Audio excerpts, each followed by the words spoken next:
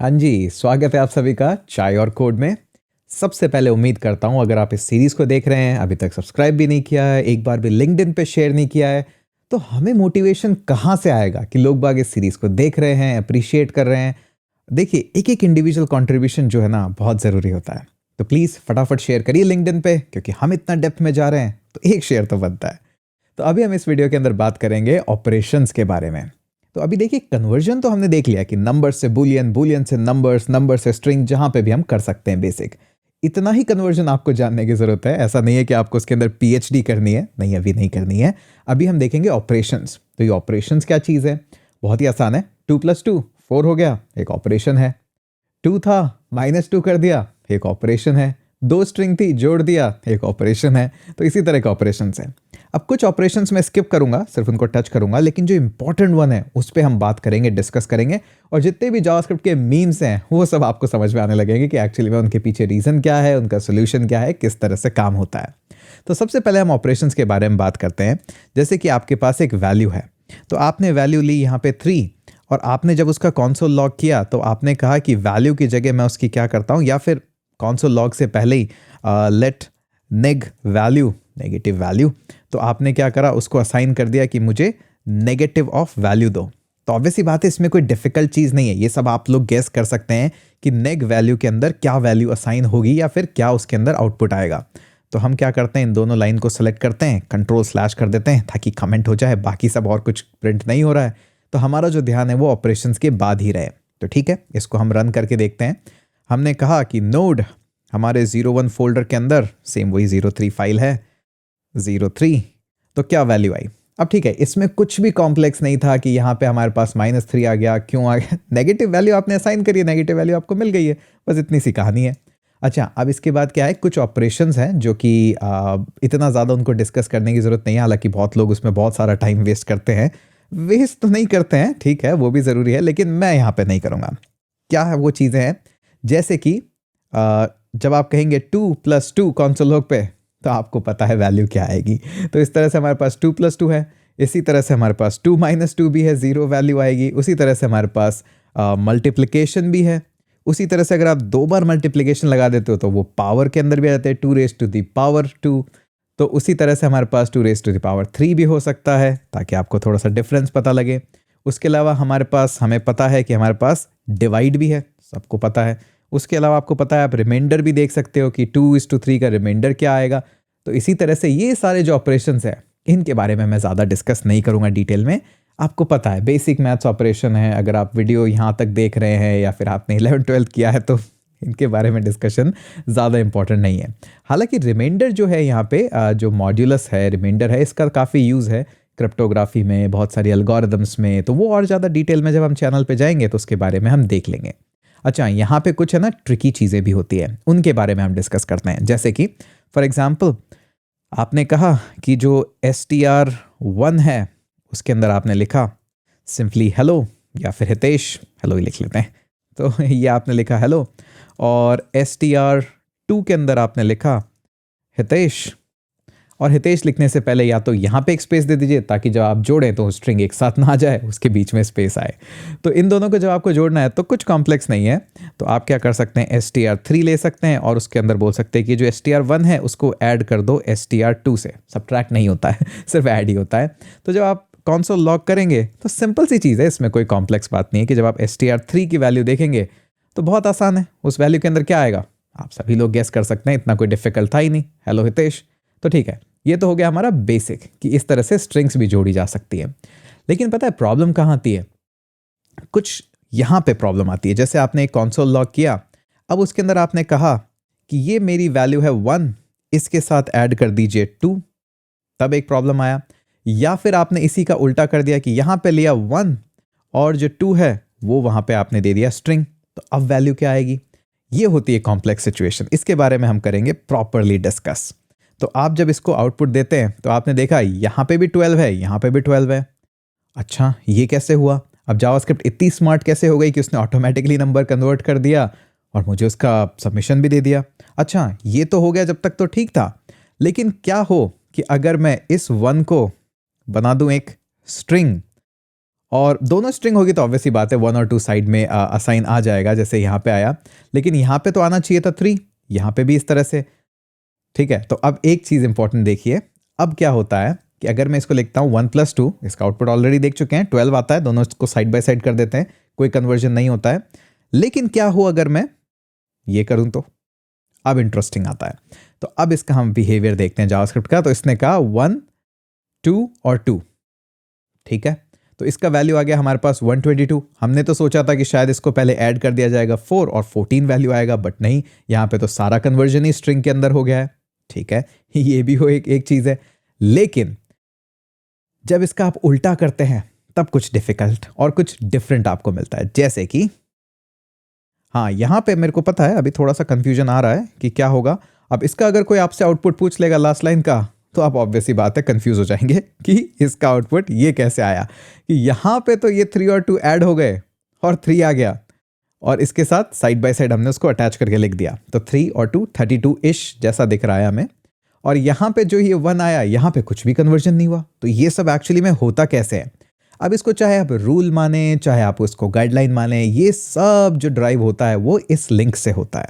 तो यहाँ पे आप ECMAScript की जब गाइडलाइंस पे जाएंगे, तो जब भी आपको टू प्रिमिटिव यानी कि कन्वर्ट करना है किसी को भी प्रिफर्ड टाइप में, तो ये कुछ गाइडलाइंस है जो फॉलो करती है। तो यहाँ पे लिखा हुआ है the abstract operation to primitive takes input, और उसके बाद प्रिफर्ड टाइप स्ट्रिंग या नंबर हम डिसाइड करते हैं कि किस में कन्वर्जन होना चाहिए या फिर कौन सी वैल्यू पहले आ रही है। अब इसके अंदर मैं ज़्यादा डिटेल में नहीं जाऊंगा क्योंकि अभी आपको जाने की भी ज़रूरत नहीं है। ये थोड़ा सा और रिसर्च टॉपिक है, स्पेशली जब आप कुछ खुद का इंजन बना रहे हैं या आपको एक ब्राउज़र इंप्लीमेंटेशन करना है, तब आपको यहाँ पे आता है। और एक पुराना वीडियो भी मैंने इसके अंदर दिया था जहाँ पे मैंने पूरा आधा घंटा इसके अंदर डिस्कस किया था कि किस तरह से ये इनपुट वैल्यूज़ है। वो वीडियो भी मैं डिस्क्रिप्शन में लिंक में दे दूंगा या फिर इस फाइल के अंदर ही ऐड कर दूंगा। तो यहाँ पे आप देख सकते हैं जब आपका इनपुट ऑब्जेक्ट हो और आपको किस में कन्वर्ट करना हो तब क्या होता है, डिफ़ॉल्ट स्ट्रिंग, यहाँ तक कि उनकी एल्गोरिदम्स भी लिख रखी है कि आपको 2 बूलियन में कन्वर्ट करना हो, 2 नंबर में, तो क्या क्या उसके अंदर वैल्यूज़ होती है, किस तरह से वो कन्वर्जन होता है। तो ये सारा डिटेल स्पेसिफिकेशन यहाँ पे है। ऑलरेडी एक वीडियो में मैंने काफ़ी डिटेल में उसको डिस्कस कर रखा है। ये बात अलग है कि वो इंग्लिश में है, तो अभी आपको डिटेल में जाने की ज़रूरत नहीं है। बस इतना ध्यान रखिए कि जब भी जावास्क्रिप्ट का कन्वर्जन हो, तो स्पेसिफिकली इस तरह की केस में तो आप प्लीज़ इन पे डिपेंडेंट मत रहिए। आपने बहुत सारे जावास्क्रिप्ट के ऐसे भी एग्जाम्पल देखे होंगे जो कि लिखते हैं कि 3 + 4 मल्टीप्लाई बाय 5 मॉड्यूलस बाय 3, इसका आउटपुट क्या आएगा। देखिए, ये सारे के सारे जो इनपुट है, इस तरह के वैल्यूज़ हैं, ये क्वेश्चंस के लिए ठीक है, एग्जाम्स के लिए ठीक है कि आप इस तरह का आउटपुट दे रहे हैं। बट अगर रियल लाइफ सिचुएशन में आप ऐसा कोड लिखते हैं तो आपको एक सिंगल आदमी भी अप्रिशिएट नहीं करेगा। क्यों लिखना है इतना कंफ्यूजिंग कोड? अगर आपको कुछ वैल्यूज़ पे ही डिफाइन करना है तो आप और पैरेंथेसिस यूज़ करिए ना, कि ताकि मुझे फर्स्ट इसका आउटपुट चाहिए, उसके बाद जो वैल्यू आता है उससे इसको मल्टीप्लाई करना है। तो पैरेंथेसिस का आप यूज़ क्यों नहीं कर रहे हैं? तो प्लीज़, ये जो क्वेश्चन वाला माइंडसेट है कि मुझे सिर्फ क्वेश्चन सॉल्व करना है, एग्जाम में आना, ठीक है, वो भी ज़रूरी है, लेकिन वो प्रैक्टिकली यूज़ नहीं होता है कहीं पे भी। इस तरह की वैल्यूज़ अगर आप लिख रहे हैं या कोड लिख रहे हैं, आपका कोड रिव्यू होगा ही नहीं वहाँ पे। कोड मतलब आपकी जो पुल रिक्वेस्ट है मर्ज ही नहीं होगी, और बड़े कॉर्पोरेट में पुल रिक्वेस्ट मर्ज होना एक कॉमन चीज़ है। आप गूगल में काम कर रहे हैं, कहीं भी काम कर रहे हैं, इस तरह का कोड आपके पास वापस भेज दिया जाएगा कि प्लीज़ अपना कोड ठीक करिए, ये बिल्कुल सही तरीका नहीं है, दोबारा से कोड लिखिए। या फिर हो सकता है क्वेश्चन भी करे कि कहाँ से सीख के आए इस तरह का मैसी कोड लिखना। तो प्लीज़ प्लीज़ प्लीज़, एक हम्बल रिक्वेस्ट है, इसका ध्यान रखना। जिनका और मन है ये जानने का कि किस तरह से प्रोसेस होता है, वो यहाँ पे देखिए या फिर इंग्लिश चैनल वाला वीडियो देख लीजिए। अभी के लिए आपको सिर्फ इतना ही जानना है कि इस तरह का जावास्क्रिप्ट के अंदर कन्वर्जन होता है। अगर स्ट्रिंग फर्स्ट है तो सभी को स्ट्रिंग में ट्रीट किया जाएगा, और अगर स्ट्रिंग लास्ट में है तो पहले जो कन्वर्जन है वो हो जाएगा। इसका रीज़न वहाँ पे है। तो ये तो हुआ हमारा बेसिक। अब इसी तरह से और भी कन्वर्जन होते हैं, कुछ स्पेशल टाइप के कन्वर्जन, वो भी मैं आपको बताता हूँ। ट्रिकी कन्वर्जन जिनको बोलते हैं। तो हमने console.log लिखा। अब ऑब्वियस सी बात है, यहाँ पे अगर आप ट्रू की वैल्यू आप प्रिंट कराना चाहेंगे तो क्या प्रिंट आएगा? सबसे पहले मैं इन सारे console.log को हटा देता हूँ क्योंकि इनका काम तो हो गया है। अब देखते हैं कि console.log में जब मैं ट्रू प्रिंट करता हूँ तो क्या वैल्यू प्रिंट होती है। ऑब्वियस सी बात है, ट्रू ही प्रिंट होगा। लेकिन आप देखेंगे कि कुछ इस तरह की वैल्यूज़ भी होती है जहाँ पे आप इसको +true लिख देते हैं। अब ये कोड लिखना सबसे खराब बात है, क्योंकि आप कंफ्यूजन कोड लिखना चाहते हो। कोड क्लीन होना चाहिए, सिंपल होना चाहिए, रीडेबल होना चाहिए। यहाँ पे कोई गेम थोड़ी ना चल रहा है कि पहेली बूझो। कोड सिंपल होना चाहिए। लेकिन जब आप इस तरह का कोड लिखते हैं तो वैल्यू देख के आपको सरप्राइज होगा कि वो 1 होगा, क्योंकि ऑब्वियस सी बात है, ट्रू अपने आप में बूलियन है। अभी उसका कन्वर्जन होना है क्योंकि आपने उसमें इंक्रीमेंट किया है। तो इंक्रीमेंट तो हुआ नहीं बट आपका वैल्यूज़ आ गया है। इसी तरह से आप शायद सोच रहे होंगे कि इसका आउटपुट क्या आएगा, तो वो भी मैं आपको दिखा देता हूँ कि यहाँ पे ऑलरेडी इसने एरर दे दिया है कि ये एक्सपेक्टेड नहीं था। अगर आप इसको रन भी करेंगे तो आप कहेंगे कि ये क्या कर रहे हो, बट प्लस ट्रू वहाँ पे पॉसिबल है। इसी तरह से आपको दिखेगा, मैं यहाँ पे लिख के छोड़ देता हूँ आपके लिए प्लस ट्रू। इसी तरह से आपको दिखेगा कि कई बार कुछ लोग लिख देते हैं प्लस और एम्प्टी पैरेंथेसिस। अब हम ऑलरेडी देख चुके हैं कि एम्प्टी पैरेंथेसिस को जब आप बूलियन वैल्यूज़ में इनमें कन्वर्ट करते हैं तो वो जीरो आता है, प्लस लिखने से वो कन्वर्जन हो जाता है। हाँ, ये भी एक टाइप का ट्रिकी कन्वर्जन है, बट नहीं करना चाहिए, नहीं करना चाहिए। इससे किसी का कोई सेंस नहीं है, कोई वैल्यूज़ नहीं है। ऑपरेटर प्रेसिडेंस पढ़ना चाहिए कि किसका प्रायोरिटी पहले आता है, लेकिन वो सिर्फ एग्जाम के लिए। अगर प्रोडक्शन में आप जा रहे हैं तो इस तरह का काम नहीं होता है, वहाँ पे दूसरा काम होता है।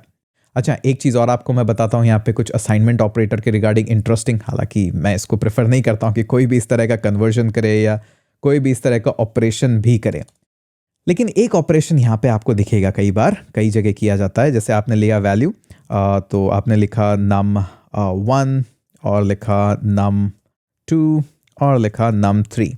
अब कई बार क्या होता है ज़्यादातर नहीं लिखेंगे आप इस तरह का, तो आप लिख देते हैं num1, इसका वैल्यू भी इक्वल टू है num2 और इसका वैल्यू है num3 के इक्वल, और जिनका असाइनमेंट कुछ हम करेंगे 2+2 से। हालांकि इस तरह के भी कोड को मैं कुछ खास वैल्यू नहीं देता हूं, क्योंकि पहली बात तो यहाँ पे कंसिस्टेंसी नहीं है। अगर कंसिस्टेंसी है तो क्यों लिखना इतना कंफ्यूजिंग कोड। अगर आपको सारे वैल्यूज़ में असाइन एक ही वैल्यू करनी थी, अब पता है मुझे कि num1 के अंदर भी 4 है, num2 के अंदर भी 4 है, 3 के अंदर भी 4 है, और भी अच्छे तरीके हैं बेटर वेज में वेरिएबल डिफाइन करने के।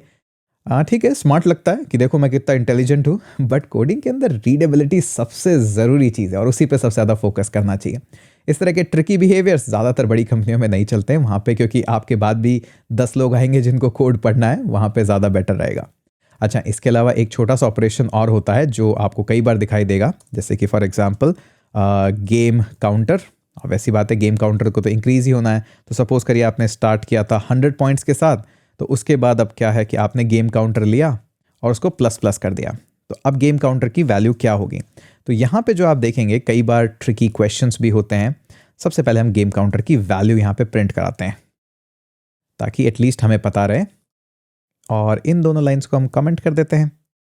ऑफ कोर्स इन्वेस्टिगेशन स्टडी चल रही है इसीलिए। तो गेम काउंटर की वैल्यू हम यहाँ पे देखते हैं। तो गेम काउंटर टाइपिंग मिस्टेक जो कि होती ही रहती है, ठीक है, होपफुली अभी सही है। तो रन करके देखते हैं, इसकी वैल्यू हो गई 101, ठीक है। अच्छा, कई बार आपको क्या दिखेगा कि इस तरह से नहीं, इसकी वैल्यूज कुछ इस तरह से हैं। प्लस प्लस गेम काउंटर अभी मैंने किया तो गेम काउंटर की वैल्यू वापस से 101 आई।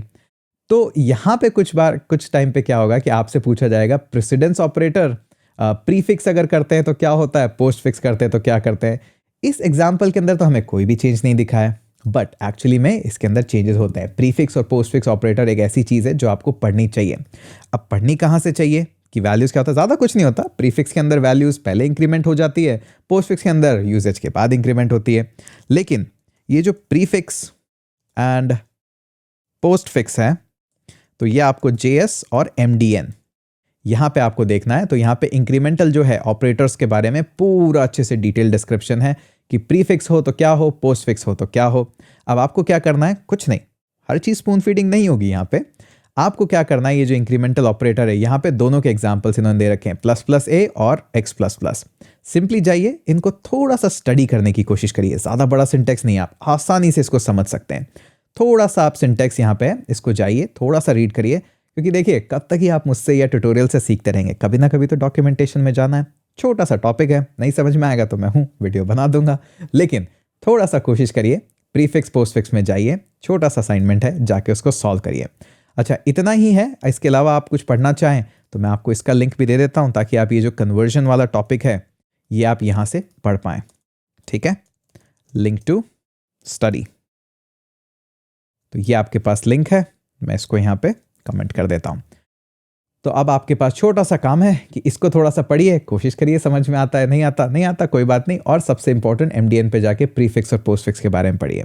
अब इतना ही है हमारे पास कन्वर्जन और ऑपरेशंस के बारे में, इससे ज़्यादा डिटेल आपको जानने की ज़रूरत नहीं है। जो भी आपको जानना होगा जैसे जैसे हम प्रोजेक्ट बनाएंगे वहां पे आपके और कॉन्सेप्ट क्लियर हो जाएंगे। ठीक है, तो शेयर करिए वीडियो को, सब्सक्राइब करना ना भूलिए। मिलते हैं अगले वीडियो में।